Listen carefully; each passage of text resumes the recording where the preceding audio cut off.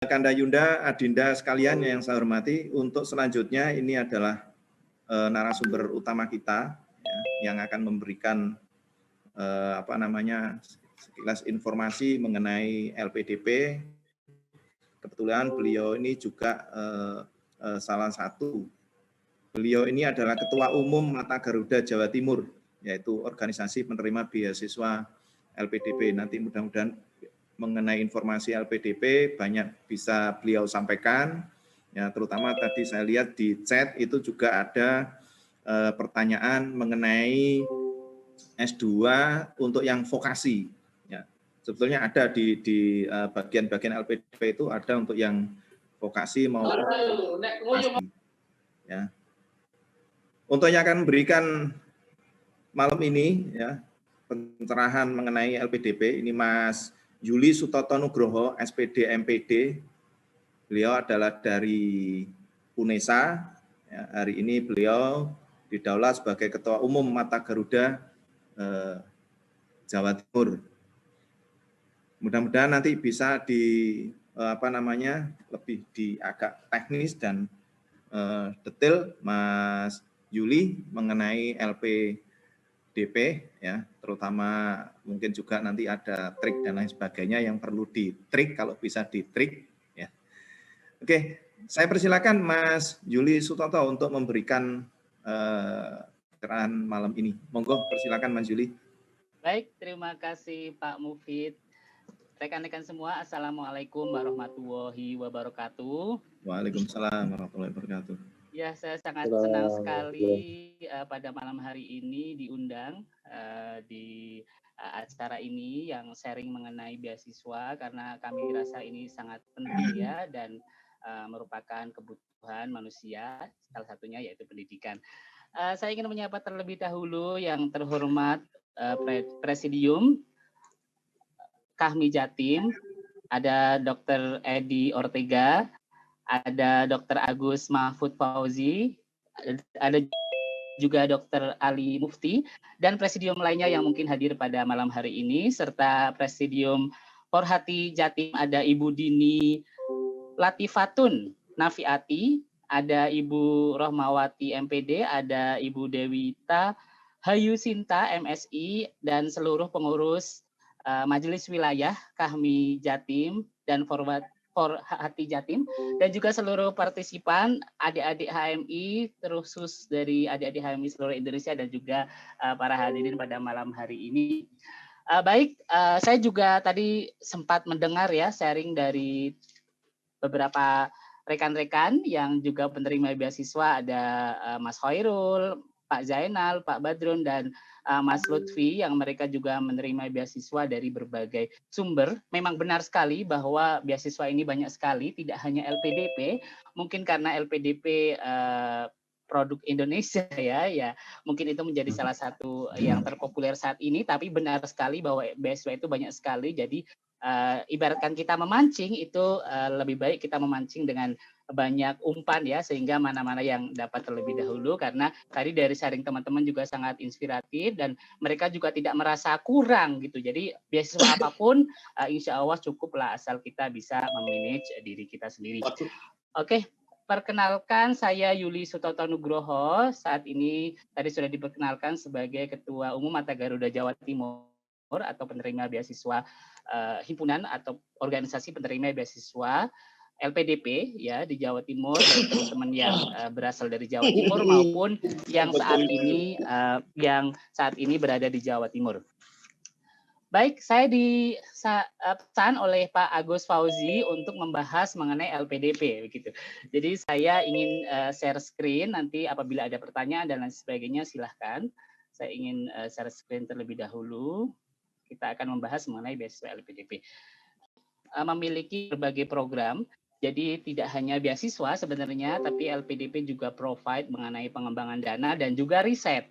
Jadi mungkin ada Bapak Ibu yang mendapat LPDP tapi beasiswa penelitian saja atau apa, itu mungkin ada begitu. Jadi tidak hanya beasiswa, namun memang yang paling populer yang high demand itu adalah beasiswa yang saat ini menjadi tren ya bagi para scholarship hunter.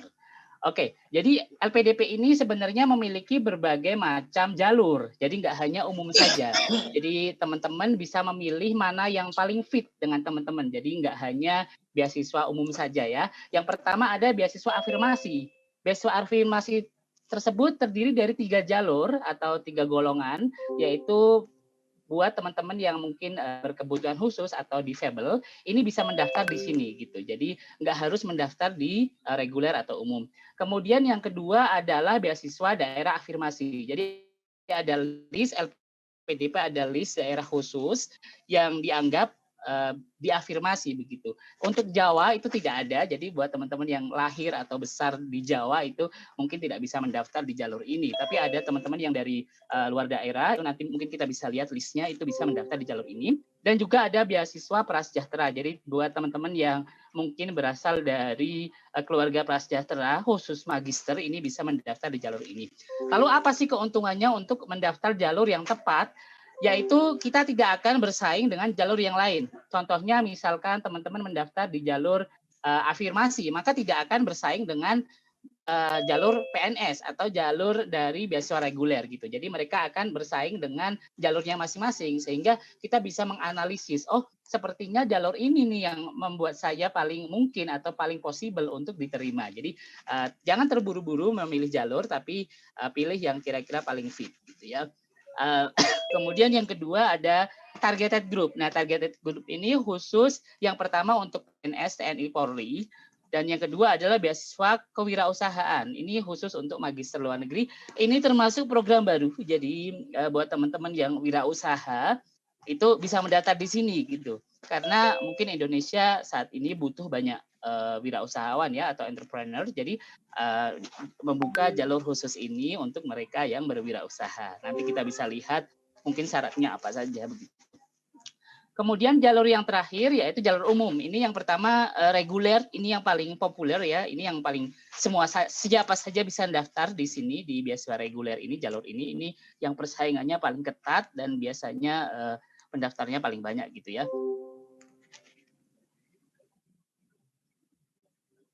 Oke, terus yang kedua adalah beasiswa perguruan tinggi utama dunia. Ini buat teman-teman yang sudah diterima di top 15 best kampus dunia ya. Nanti kita bisa lihat apa aja. Ini bisa mendaftar juga di jalur ini gitu. Jadi mereka-mereka yang biasanya itu nilai skor Inggrisnya itu biasanya tinggi itu biasanya untuk bisa diterima di perguruan tinggi utama dunia ini. Terus kemudian yang ketiga ada beasiswa co-funding. Apa itu co-funding? Nanti kita coba bahas bersama. Baik, kemudian ini hal yang menurut saya mengapa LPDP ini begitu diminati menjadi primadona ya khususnya di kalangan scholarship hunter di Indonesia karena mengcover berbagai hal, banyak hal. Bukan berarti beasiswa lain tidak mengcover, beasiswa lain juga mengcover begitu dengan range atau nominal yang berbeda-beda begitu. Nah, yang pertama tentunya adalah dana pendidikan. Yang dana pendidikan ini terdiri dari berbagai macam, ada dana pendaftaran.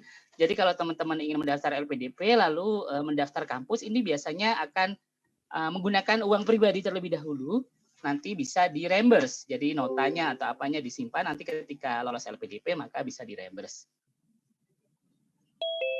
Kemudian yang kedua adalah tentunya dana SPP. Jadi sudah tidak memikirkan SPP lagi.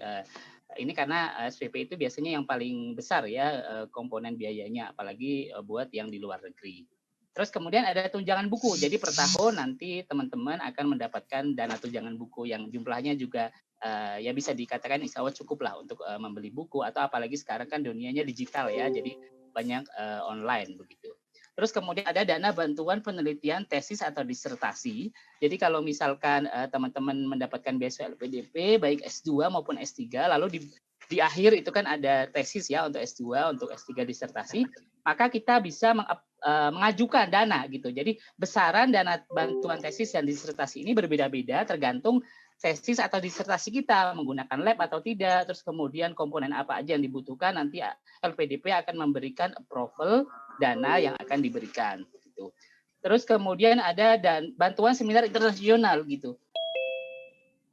Ya, bantuan dana seminar internasional ini biasanya dimanfaatkan untuk teman-teman yang kuliah di dalam negeri untuk seminar internasional ini karena memang ada komponen dana yang bisa dimanfaatkan gitu. Cuman ada berbagai komponen saja, misalkan flight, kemudian hotel berapa hari, dana seminar. Jadi kalau ingin jalan-jalan dan lain sebagainya tentunya menggunakan dana sendiri begitu ya. Terus kemudian ada dana bantuan publikasi jurnal internasional. Jadi kalau teman-teman bisa publish di jurnal internasional bereputasi ya, misalkan Scopus, mereka punya standar kalau nggak salah Q1 dan Q2 saja, itu maka akan ada dana bantuan untuk jurnal ini. Gitu. Jadi akan ada dana lagi. Kemudian selain itu juga ada dana biaya pendukung, misalkan dana transportasi. Nah kita misalkan kuliah di luar kota atau luar negeri, tentunya kan membutuhkan penerbangan dan lain sebagainya, itu di cover semua sama LPDP. Terus kemudian dana aplikasi, misalkan ada visa, terus kemudian resident permit. Lalu ada dana asuransi kesehatan, kalau di Indonesia ya BPJS ya. Terus kemudian dana hidup bulanan, ini yang paling penting. Dana hidup bulanan ini juga jumlahnya menurut saya cukup besar ya, apabila dibandingkan misalnya UMR, apabila kita misalkan kuliah di dalam negeri, terus UMR kota tersebut sekian, maka LPDP itu memberikan bisa lebih dari UMR yang mereka ada gitu. Terus kemudian yang di luar negeri itu jumlahnya juga bisa puluhan juta. Seperti tadi contoh ada rekan kita yang juga menyebutkan jumlahnya. Nah itu LPDP juga menyesuaikan dengan kebutuhan di kota tersebut. Misalkan London atau New York yang biaya hidupnya cukup fantastis, juga mereka menyesuaikan. Jadi berbeda-beda tiap kota. Kemudian dana kedatangan. Nah, ini kalau kita kuliah di luar kota kita, misalnya lahir di Surabaya, orang Surabaya, terus kuliahnya bukan di Surabaya. Nah, itu ada dana kedatangan yang biasanya jumlahnya adalah 2 kali dari dana hidup bulanan. Misalkan saya contohkan, misalkan Surabaya per bulannya nanti bisa dicek ya, karena banyak sekali per kotanya. Misalkan Surabaya jumlahnya 4.500.000. Nah, maka dana kedatangan ini adalah 9 juta atau 2 kali lipat dari dana biaya hidup bulanan itu gitu. Untuk pertama akan mendapatkan dana tersebut.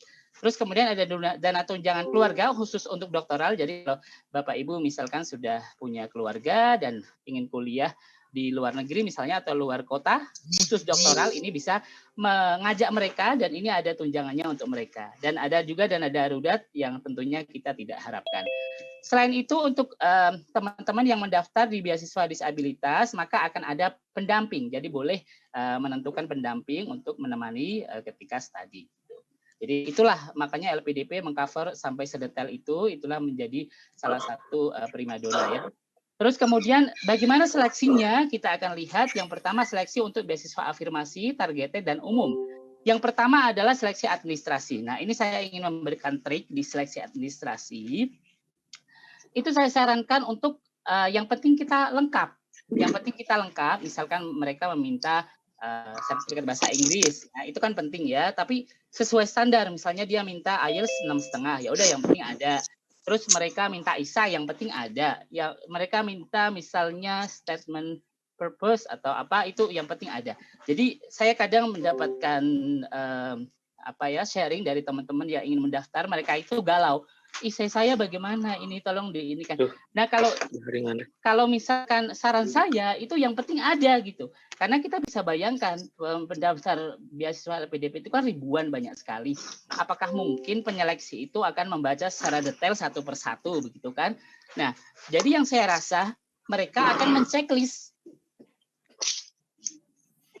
Mereka akan memberikan checklist yang penting lengkap gitu. Misalnya sertifikat ada, ISAI ada, ini ada. Itu menurut saya yang penting. Jadi triknya teman-teman menurut saya tidak usah terlalu pusing yang harus memikirkan ISAI dengan kualitas setinggi langit begitu ya, tapi yang penting ada. Menurut saya seperti itu sarannya untuk administrasi, karena besar kemungkinan apabila semua lengkap itu akan lolos administrasi. Nah kemudian setelah itu ada seleksi substansi akademik dan seleksi substansi kebangsaan. Ini termasuk tes yang baru karena mungkin dulu 2014 2015 belum ada tes ini karena LPDP belum sepopuler sekarang. Oke, maaf.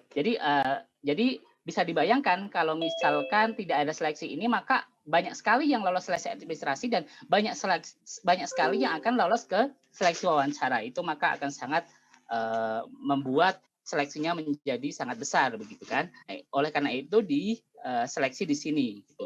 Nah ini teman-teman mungkin bisa cari contoh-contohnya seleksi ini seperti apa. Terakhir saya mendengar yang terakhir seleksi itu seperti GMAT. Jadi memang benar-benar soalnya itu dibuat se-fresh mungkin agar tidak bocor begitu ya. GMAT, mungkin nanti teman-teman bisa cari di internet contoh-contoh GMAT seperti apa. Terus kemudian yang terakhir adalah seleksi wawancara. Nah, ini seleksi yang paling menentukan gitu. Karena apa? Karena ini pewawancara mungkin setinggi apapun nilai bahasa Inggrisnya, sebagus apapun esainya, kalau di sini tidak meyakinkan itu ya mungkin tidak lolos begitu. Terus saya ingin memberikan trik untuk di sini based on my experience ya. Jadi ketika dulu saya wawancara, pertama akan diminta untuk memperkenalkan diri. Oke, pertama akan diminta untuk memperkenalkan diri, maka diharapkan jangan memperkenalkan diri secara biodata gitu. Maksudnya misalkan nama saya Yuli, lahir di sini, tanggal ini. Nah, itu secara biodata yang menurut saya itu agak kaku begitu. Nah, waktu itu yang saya lakukan adalah saya memperkenalkan diri dengan menceritakan sesuatu yang mungkin saya rasa unik atau itu merupakan suatu perjuangan gitu. Saya waktu itu saya postpone atau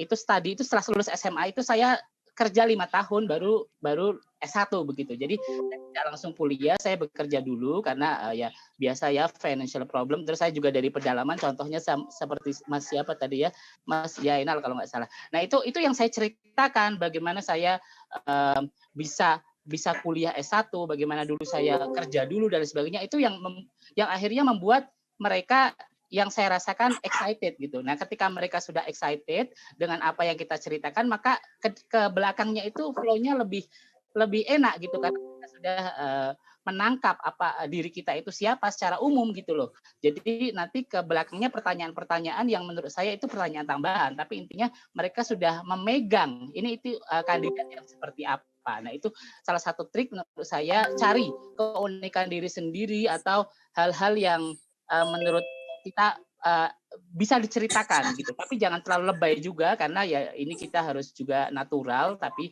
sesuatu yang menurut kita berbeda gitu atau unik. Nah, setelah itu maka akan di range siapa yang lolos. Ini juga akan ada prioritas bidang. Jadi ada bidang-bidang tertentu, misalkan Indonesia ini butuh bidang logistik misalnya. Nah, maka pendaftar dari bidang-bidang ini biasanya walaupun nilainya nggak terlalu tinggi bisa lolos.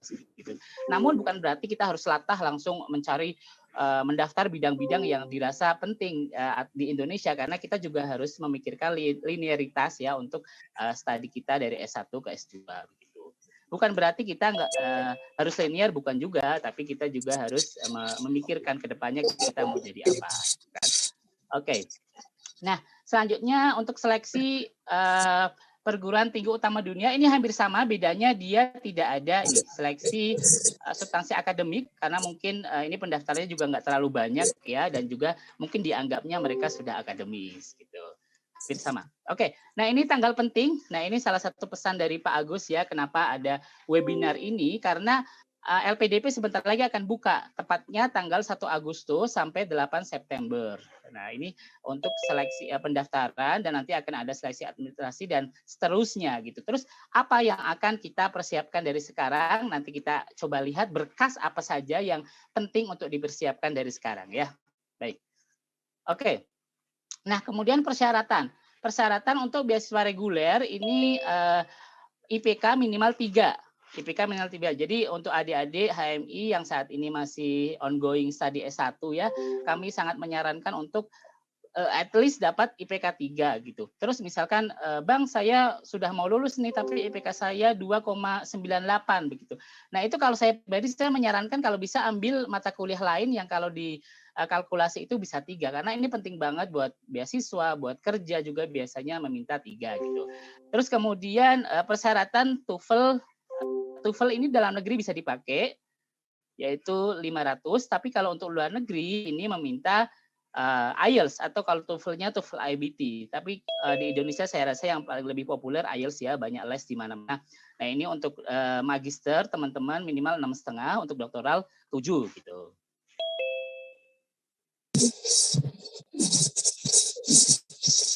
Dan Untuk perguruan tinggi utama dunia ini juga hampir sama, magister 6,5, kemudian IELTS 7, hanya bedanya dia tidak ada dalam negeri ya, karena perguruan tinggi utama dunia saat ini ada di luar negeri, which is mostly itu di USA. Ini kita bisa lihat listnya ya, ini hampir semuanya di USA, mungkin kecuali Oxford, Cambridge, sama ini ya, Swiss mungkin ya. Oke, terus kemudian co-funding. Nah ini termasuk juga beasiswa baru. Co-funding ini intinya bahwa kita setengah-setengah.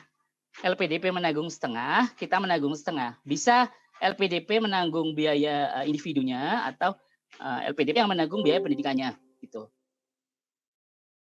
Mungkin ada yang berpikir, aduh sayang banget dong beasiswa kok kayak gitu. Nah, tapi tentunya ini juga akan mempengaruhi persaingan gitu. Semakin tidak diminati, tentunya persaingannya akan semakin tidak terlalu ketat gitu ya. Mungkin orang akan berlomba-lomba beasiswa reguler yang full gitu, sehingga di sini mungkin pendaftarnya sedikit, sehingga akan memungkinkan kita untuk mendapatkan itu. Terus bagaimana dong di luar negeri biayanya tinggi misalnya. Nah itu banyak negara yang low untuk kita bekerja gitu. Nanti mungkin bisa cari informasi ya, bekerja berapa jam dan lain sebagainya. Itu banyak kok teman-teman yang di luar negeri kemudian sambil nyambi kerja dan mereka juga bisa survive.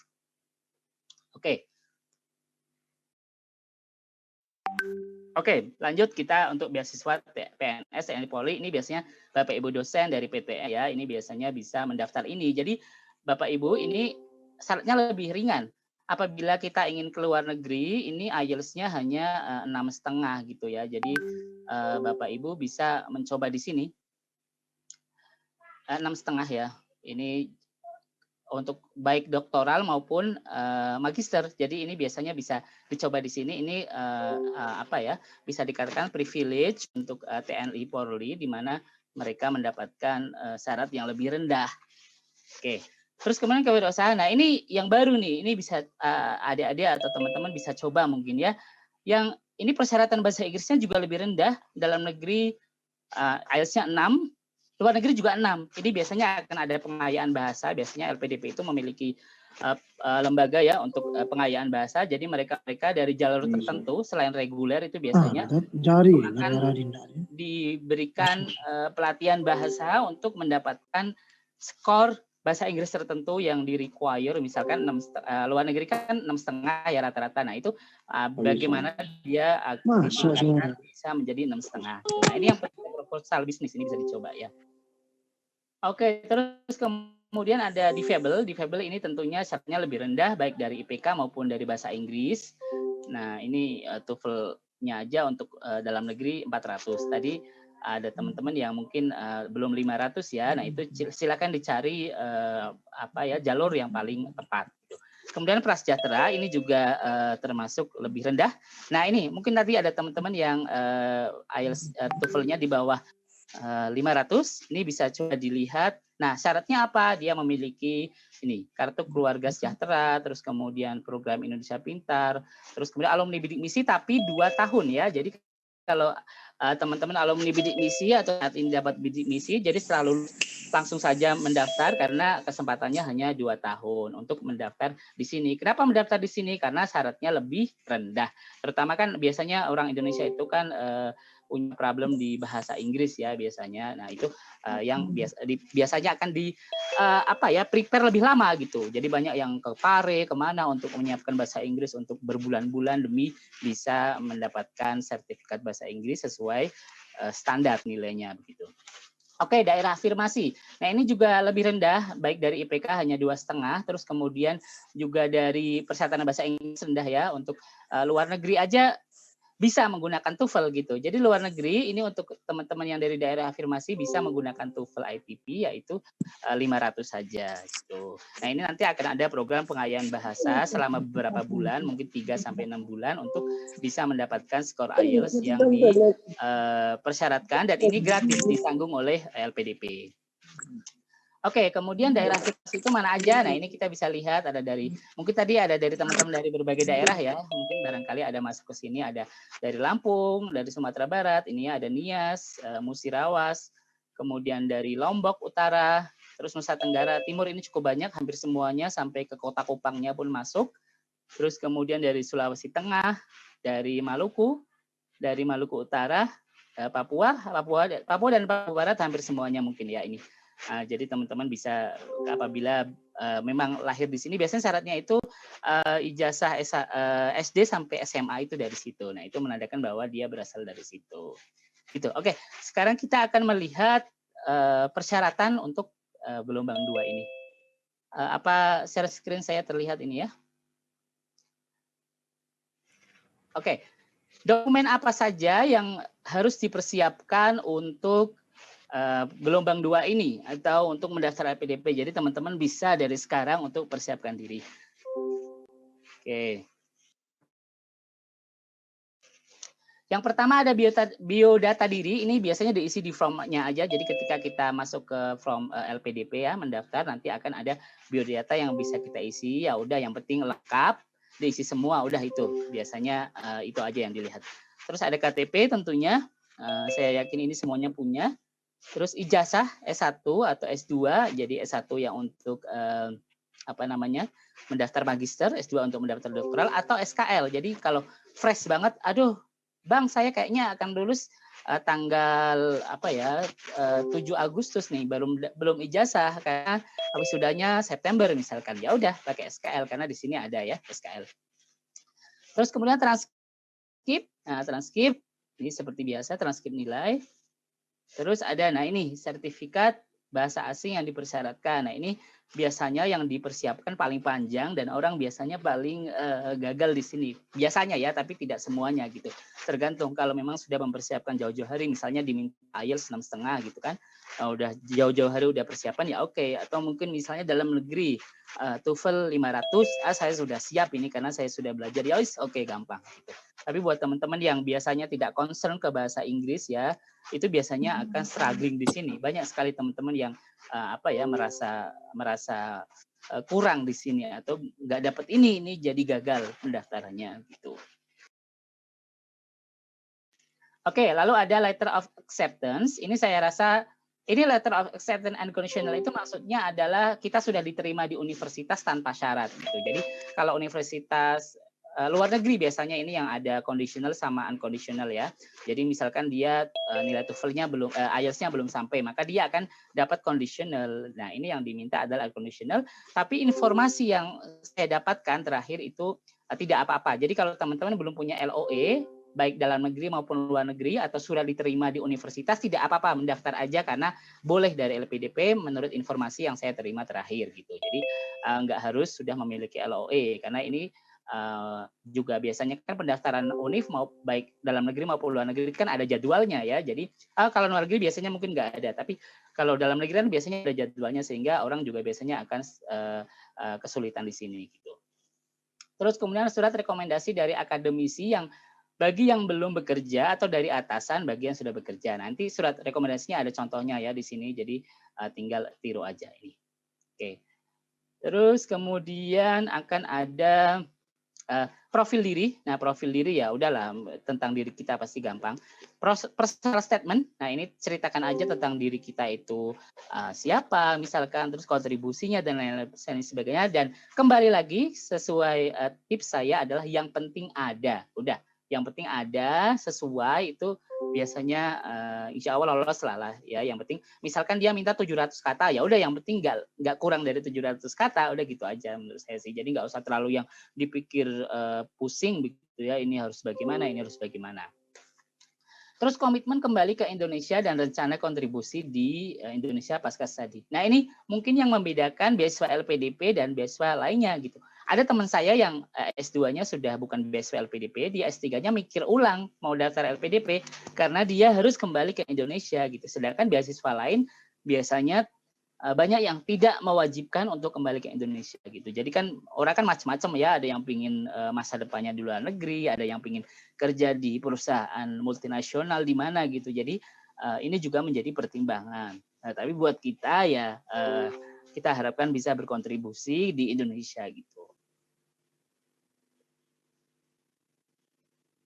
Oke, lalu untuk yang khusus untuk doktor itu ada proposal penelitian. Ini juga bisa dilihat nanti ada strukturnya apa aja, misalnya ada latar belakang dan lain sebagainya. Ya udah, yang penting ada. Menurut saya yang penting ada. Terus kemudian ya relate ya dengan apa yang akan kita apply. Misalkan kita bidang pendidikan, ya udah berarti proposal penelitiannya tentang pendidikan. Gitu. Nah itu yang penting ada. Udah, menurut saya itu aja sih. Mungkin nanti bisa disambung dengan pertanyaan atau apa gitu ya. Yuli, jadi untuk yang mau bertanya silahkan di raise hand, ya. Mungkin 3 pertanyaan. Oh ya, kalau yang di chat itu ada beberapa pertanyaan, Mas Yuli. Yang pertama ini ada untuk yang ijazah S1 dan S2 dari luar negeri, apakah perlu legalisir? Terus untuk yang S2 vokasi itu ada enggak yang di LPDP yang mungkin jalur-jalur tertentu. Terus untuk yang TOEFL ada TOEFL lembaga yang memang sudah distandarisasi oleh LPDP untuk bisa mengeluarkan TOEFL maupun IELTS. Mungkin 3 itu dulu, Mas Yuli, barangkali bisa ditanggapi. Nanti kita sambil nunggu pertanyaan di chat maupun di raise hand. Silakan, Mas Yuli. Baik, terima kasih. Tadi mohon maaf pertanyaan yang pertama mengenai ijazah dari luar negeri ya, Pak Nggih. Ya. Untuk ijazah dari luar negeri itu biasanya akan ada penyetaraan dari Dikti. Jadi teman-teman memang butuh ini gitu untuk maupun dia mau apply kerja, misalnya mau apply CPNS atau apa, ini memang yang dibutuhkan adalah penyetaraan dari Dikti. Jadi kalau teman-teman lulusan dari luar negeri langsung saja melakukan penyetaraan ijazah di Dikti gitu.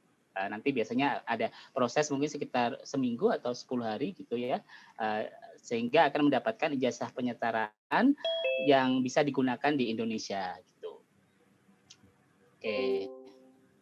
Yang kedua tadi mohon maaf Pak mengenai lembaga yang bisa mengeluarkan TOEFL, apakah iya. ada standarisasi dari LPDP sendiri? Iya, untuk lembaga yang mengeluarkan TOEFL itu yang ETS, yang ada tulisannya ETS gitu. Karena mungkin dulu tahun 2015-an, 2014-an mungkin TOEFL mana aja bisa masuk, tapi ini kadang jadi rawan gitu. Ini apakah murni ataukah ada dongkrakan atau apa kita nggak tahu. Nah, yang terakhir LPDP menerima yang ada ETS-nya karena itu official.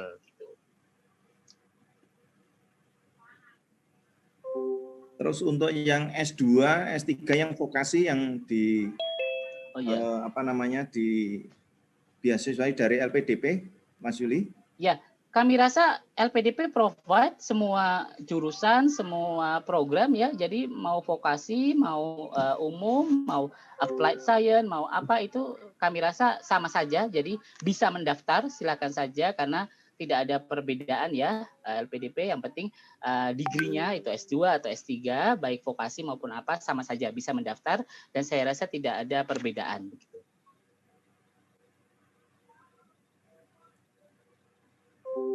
Ya, ini yang dari raise hand ada 1, 2, 3, 4, 5.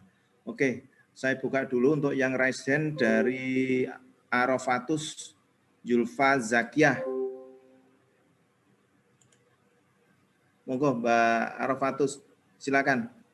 Ya, terima kasih atas kesempatannya.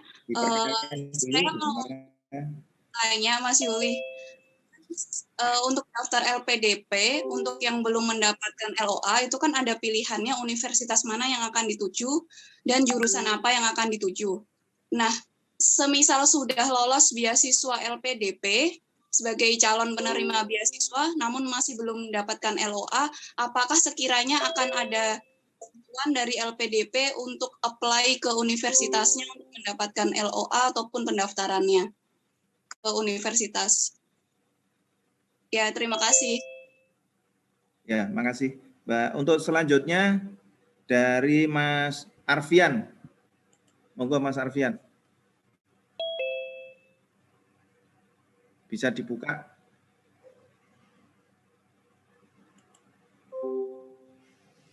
Mas Arfian.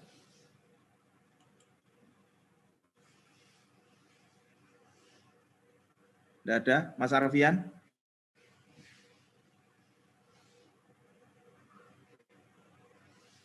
Kalau tidak ada, saya lanjut. Assalamualaikum. Ada? Oh ya, silakan. Ada, nggih. Assalamualaikum warahmatullahi wabarakatuh. Mohon maaf, Kanda. Ini saya izin bertanya untuk jurusan kesehatan. Mungkin untuk LPDP jurusan kesehatan itu persyaratan sama saja atau bagaimana? Kemudian untuk tujuan dari universitas di luar negeri yang disediakan apa saja? Bisa mohon informasinya. Terima kasih. Ya, terima kasih Mas Alfian. Selanjutnya Mas Ayoda. Ayoda, saya persilakan. Terima kasih. Assalamualaikum warahmatullahi wabarakatuh. Saya Ayoda.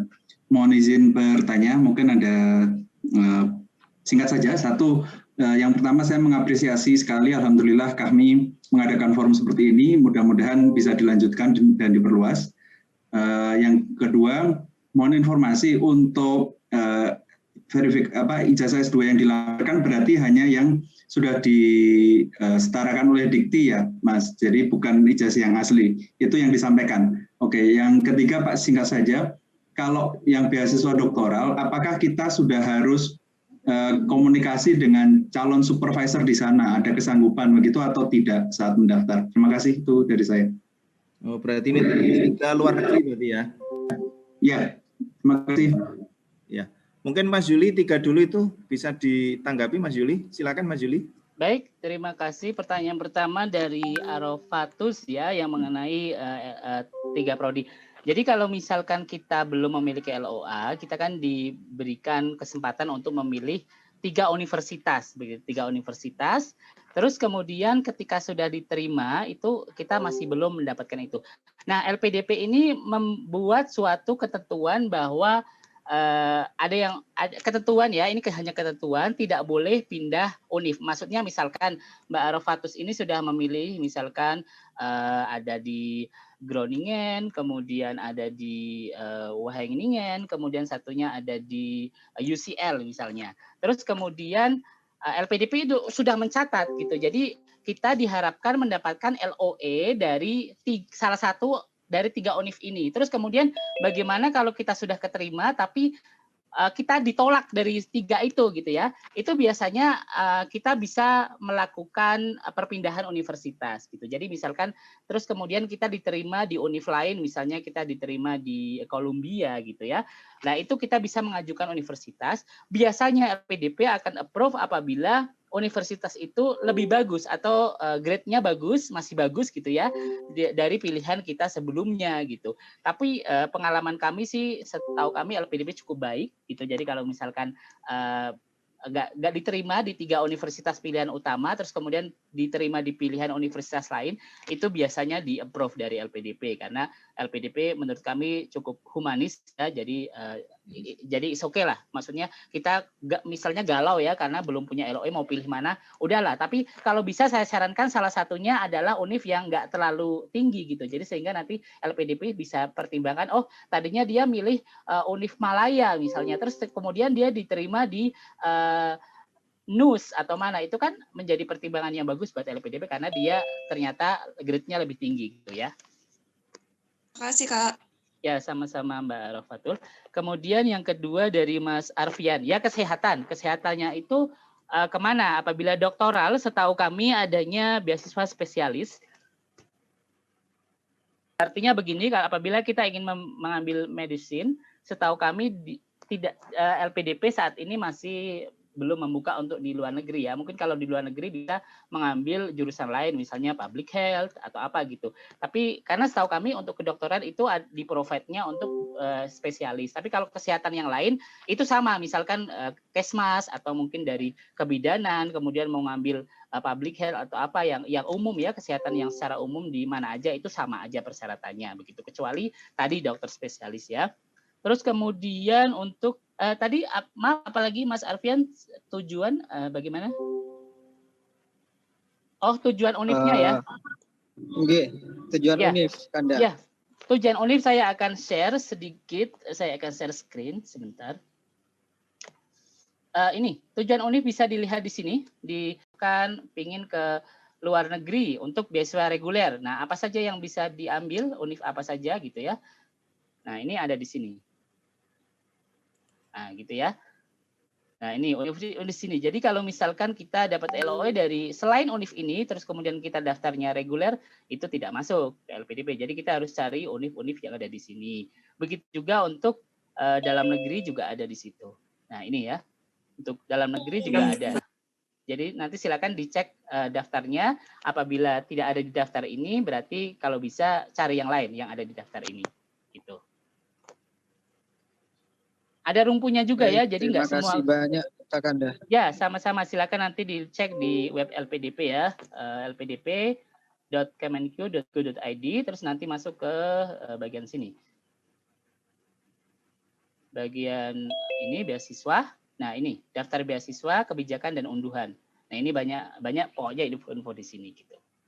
Dari luar negeri, ini penyetaraan dibikin satu PDF, di-upload itu kan lebih safe karena dia minta apa kita ada gitu, minta penyetaraan sudah ada di situ, minta ijazah asli juga ada di situ gitu. Jadi saran saya playing safe aja gitu. Terus kemudian untuk doktoral apakah Komunikasi.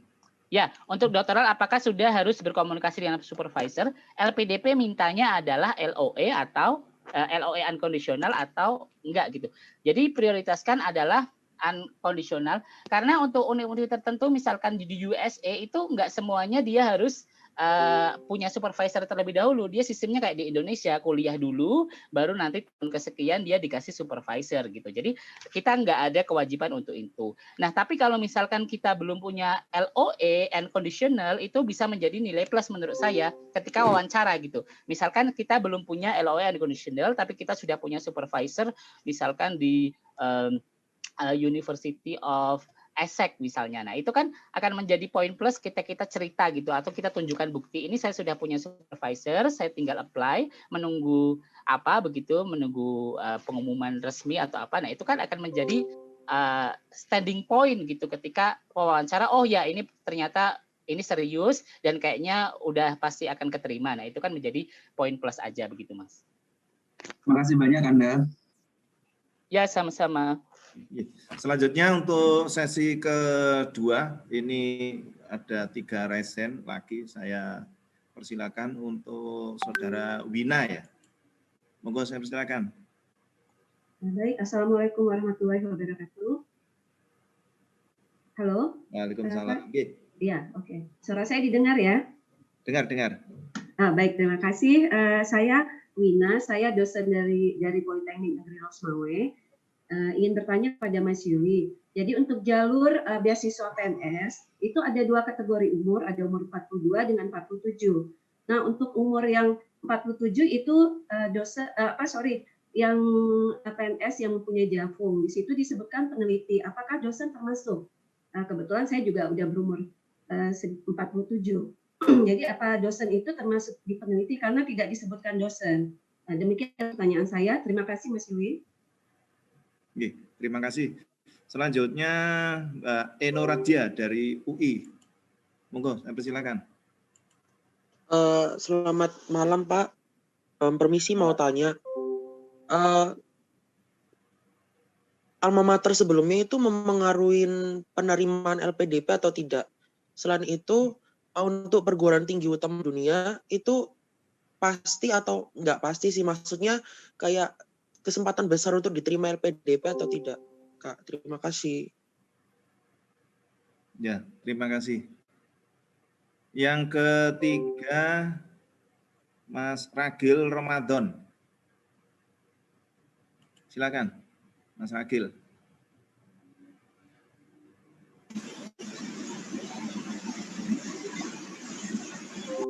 Mas Ragil. Ya, Mas, mohon maaf, tadi lagi ini ada keperluan.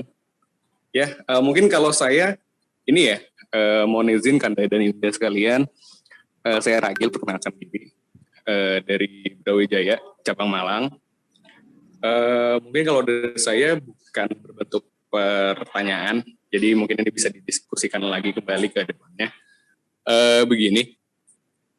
Kalau di Brawijaya, Kanda dan Yuda sekalian, karena saya juga sekarang di Brawijaya, itu alhamdulillahnya kami di Brawijaya sangat suportif ya, bisa saya bilang seperti itu, karena saya juga salah satu dari mahasiswa penerima beasiswa kami, yang mana beasiswanya itu diberikan karena saya dan teman-teman yang lainnya itu merupakan mahasiswa percepatan. Jadi kami sambil S1, sambil S2 juga, seperti itu, fast track namanya di Brawijaya. Ya, jadi alhamdulillahnya demi terbinanya Insan Cita dan Insan Akademisnya ini, alhamdulillahnya di Brawijaya ini kita adanya pendanaan gitu, Kanda dan Yunda sekalian. Dan mungkin kalau boleh saya saran, untuk pelatihan LPDP ini saya juga sangat mengapresiasi sekali, karena insya Allah banyak yang terbantu dan ya bisa mendorong teman-teman untuk go internasional lah, istilahnya seperti itu kalau sekarang ini. Nah, mungkin kalau boleh saya saran, kita buatnya seperti rangkaian seperti itu, Kanda dan Yunda sekalian. Apalagi di sini kan saya kira juga sudah cukup banyak ya dari kader HMI yang sudah, atau yang KAHMI yang sudah pernah mendapatkan LPDP ini. Jadi ya mungkin bisa kita buat rangkaian berikutnya seperti itu, karena saya kira kalau untuk satu acara saja saya kira kurang seperti itu, kan nanti juga ada persiapan wawancara atau ada persiapan untuk psikotesnya atau hal-hal yang lainnya seperti itu. Mungkin saran saya seperti itu, tapi ya tetap di sini saya mungkin mengapresiasi sekali dari langkah KAHMI regional Jawa Timur dan juga khususnya di Brawijaya, karena ya alhamdulillahnya saat ini saya sedang menjalankan S2 saya MAP Magister Administrasi Publik di Brawijaya dengan bantuan dari KAHMI juga, KAHMI Brawijaya tepatnya. Mungkin saya bentuknya saran, Mas Moderator, Kanda Moderator. Terima kasih. Jadi insya Allah nanti akan kita follow up ya. Jadi adik-adik atau rekan-rekan yang mau melanjutkan S2 maupun S3, coba nanti kita follow up ya, kita dampingi, kita monitoring ya, kita mentoring, sehingga nanti setidaknya akan memberikan arah lah kepada adik-adik maupun rekan-rekan yang mau melanjutkan S2 dan S3. Insya Allah saya berharap nanti MW KAHMI Jawa Timur itu nanti bisa memfollow up apa yang disarankan. Untuk selanjutnya, pertanyaan selanjutnya ini dari Mas Muhammad Adam Wanul Basar. Silakan Mas Adam. Halo, Assalamualaikum warahmatullahi wabarakatuh. Waalaikumsalam. Sebenarnya saya mau menanya singkat aja. Mungkin tadi saya melihatnya kurang jelas. Perihal pengumpulan sertifikasi bahasa asing itu, deadline itu hanya sampai tanggal 8 atau seperti apa ya, Kanda? Soalnya kalau misalnya dibuka tanggal 1 dan diakhiri dengan tanggal 8 itu, takutnya yang kita yang belum cukup malah terhambat dalam masalah bahasa. Oke, itu aja sih, Kanda. Terima kasih. Terima kasih. Mas Yuli, bisa dijelaskan untuk 3 pertanyaan? 2 sebetulnya, kan yang 1 tadi bentuknya adalah saran. Silakan Mas Yuli. Baik, terima kasih Pak Mufid. Saya akan menjawab pertama dari Bu Wina ya. Tadi karena Bu Wina menanyakan mengenai yang PNS, maka saya akan share ulang untuk kita bisa lihat bersama ya. Ini sepertinya banyak juga teman-teman dokter yang usianya sudah cukup ini Bu. Iya benar. Iya Bu. Mungkin. Oke, makasih banyak Mas Yuli. Iya, sama-sama Ibu. Semoga nanti bisa mendapatkan informasi beasiswa lain yang lebih ya Bu ya. Iya. Terima kasih. Untuk Mas siapa tadi? Mohon maaf saya agak lupa dari Tadulako atau dari mana begitu ya? Itu. Saya ingin nongkrong. Oh, dari Mas siapa? Oh ya ini ya. Sorry. Yeah. Sorry. Sebentar. Sebentar. Ya, ini tadi menanyakan mengenai alma mater. Jadi yang setahu kami pengalaman itu tidak berpengaruh mau kampusnya PTN, mau terkenal, mau di pelosok sana, mau kampus ruko yang orang-orang nggak tahu. Itu menurut kami tidak. Yang penting kualitas diri ya, kualitas diri kita bisa tunjukkan. Terus kemudian administrasi semua lolos, wawancara meyakinkan, bagus, itu tidak ada masalah. Karena mungkin LPDP justru malah suka orang-orang yang mungkin tidak beruntung, tidak seberuntung teman-teman bisa kuliah di PTN, tapi kuliahnya di kampus yang mungkin orang-orang nggak tahu, tapi ternyata dia punya potensi besar, dia mau berkontribusi, dan dia ternyata putra daerah yang dirasa bisa membangun daerahnya. Itu saya rasa malah poin plus begitu, daripada dari kampus-kampus mainstream yang sudah sangat banyak, yang sudah biasa begitu ya. Karena begini juga, misalkan teman-teman dari kampus PTN, top PTN atau PTNBH mungkin ya, punya sertifikat bahasa Inggris yang tinggi atau nilai yang tinggi, itu udah biasa karena daftar di sana juga dulu di tes bahasa Inggris gitu kan. Tapi kalau teman-teman dari daerah mana gitu, terus kemudian punya sertifikat bahasa Inggrisnya juga setara dengan teman-teman dari PTN, itu kan menjadi salah satu kelebihan juga gitu. Terus kemudian mengenai PTUD apakah pasti atau enggak, tidak ada yang pasti Mas. Jadi misalkan ya Masnya sudah keterima di Harvard misalnya, tapi ketika ditanya gitu ya, ketika wawancara, apakah nanti ketika sudah lulus mau kembali ke Indonesia? Oh ya tergantung kerjaannya apa, karena saya kan dari Harvard, saya bisa jadi kerja di Amerika karena ini. Nah itu bisa menjadi tidak lolos gitu, walaupun kita sudah keterima di MIT atau apa, tapi ternyata dilihat kontribusinya kurang. Terus kemudian orangnya juga tidak possible untuk menjadi generasi penerus bangsa. Nah, itu kan pewawancara tahu, karena salah satunya itu biasanya psikolog gitu. Jadi dari 3 pewawancara itu salah satunya psikolog yang akan memberikan mungkin arahan mengenai karakter daripada si kandidat gitu. Jadi tidak ada yang mungkin walaupun sudah keterima di top dunia pun gitu. Terus yang terakhir ada dari Mas Adam mengenai sertifikat. Saya akan share ulang Mas, ini untuk mengenai timeline-nya ya. Timeline-nya LPDP sama kayak kita dari HMI juga dulu sama-sama di organisasi. Saya sangat senang dan bersyukur bisa mendapatkan beasiswa S2 luar negeri karena ini dapat membuat saya mendapatkan jaringan internasional serta dapat berbagi lebih banyak untuk orang lain. Terus kemudian ada juga dari Mas Ubedillah, ini juga HMI, dia dari Durham University. LPDP has unlocked many opportunities, jadi banyak kesempatan yang bisa dibuka dari LPDP. Terus kemudian ada Mas Teguh, ini juga HMI, ini dari UGM ya. Beasiswa LPDP menjadi wadah upgrading diri untuk masuk dan mengenal dunia yang lebih luas. Semua orang menginginkannya, tapi untuk melaluinya tentunya tidak hanya sekedar daftar dan menunggu, tapi ada sisi lain yang kita banyak lupa, yakni terus belajar dan terus belajar hingga kita lupa bahwa kita dinyatakan lulus dan menang gitu. Dan ini juga ada Mbak Dina. Mungkin itu yang dapat saya sampaikan Pak, terima kasih. Dinyatakan lulus dan menang gitu. Dan ini juga ada Mbak Dina. Mungkin itu yang dapat saya sampaikan Pak, terima kasih. Oke, terima kasih Mas Yuli, Kanda Yunda, Adinda sekalian. Jadi secara prinsip yang penting kita yakin usaha sampai, semangat ya. Jadi dimanapun kekurangan kita, saya rasa di mana-mana juga orang juga banyak kurang juga. Kalau nunggu sempurna ya bisa jadi nanti enggak jadi berangkat, ya, enggak jadi berangkat sekolah. Ya. Sehingga motivasi ini mudah-mudahan bisa memberikan semangat kepada kita semua untuk meraih sukses, ya, untuk meraih apa yang kita cita-citakan, terutama untuk adik-adik yang masih S1, ya, S2 untuk segera lanjut untuk S3. Karena sekarang perguruan tinggi dan lain sebagainya untuk S3 itu syarat mutlak untuk membuka prodi, baik prodi S1 maupun prodi S2. Jadi jumlah S3 itu sudah menjadi syarat mutlak dan itu tersistem sehingga tidak bisa dibujui lagi itu. Ya.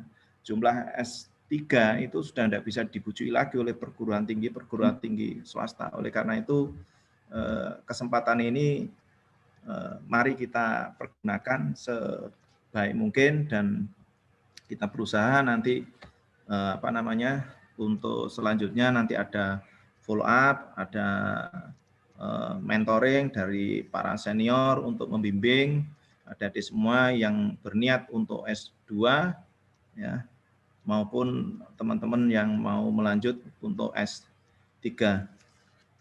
Saya rasa kurang lebih itu untuk beberapa hal acara malam ini, dan saya mohon doa untuk Mas Ghazali. Mas Ghazali masih monitor? Mas Mufid, Nggih. barusan Mas Agus sudah bikin grup WAG ya, Oh gitu ya. grup. Jadi monggo adik-adik ini bisa langsung bergabung di tautannya. Mungkin nanti Mas Agus yang menyampaikan. Terima kasih. Sudah dikirim ke